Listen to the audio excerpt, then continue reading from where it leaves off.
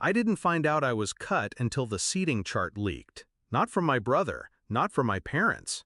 From a cousin who texted me a screenshot followed by a hesitant, "I thought you'd be there?" I wasn't. My name had been crossed out as if I were dead weight.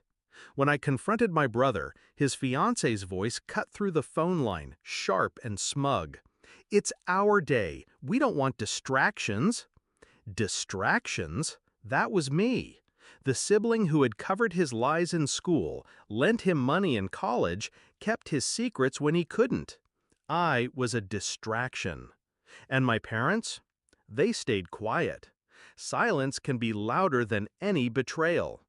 So I packed a bag, booked a vacation, a week away, sun on my skin, ocean in my ears. Let them celebrate without me. Let them think I was wounded. But I wasn't just gone, I was watching. My brother had always been the golden child, charming, reckless, forever shielded. When we were younger, he'd crash cars, break rules, leave trails of chaos.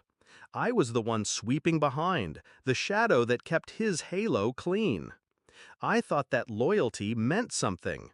But loyalty is a leash until you cut it. So when they erased me from his wedding, I didn't cry, I didn't beg. I started pulling at the threads he thought no one could see. The bride thought she was marrying stability, security. My brother in a tailored suit, smiling for the cameras, playing the part of a man she could trust. But I knew better. I had the receipts. Late-night transfers to gambling apps, quiet hotel bookings under his alias, messages he forgot to delete. I could have told her months before. I didn't, because revenge tastes sweeter served at the exact wrong time.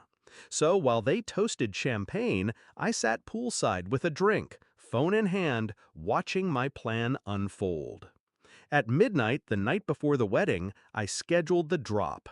A neat little folder of truth sent to her email, her maid of honor, her parents. Screenshots, bank statements, photographs he thought no one saw.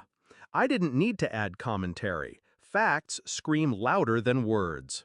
By dawn, my phone was vibrating nonstop. By noon, the ceremony was in ruins. The bride's family pulled funding. The guests whispered.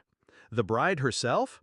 She walked out in her dress, veil torn, leaving my brother at the altar with cameras rolling and his sins printed across glowing screens. Meanwhile, I was unreachable. No service, I'd set my voicemail to say. Out of range.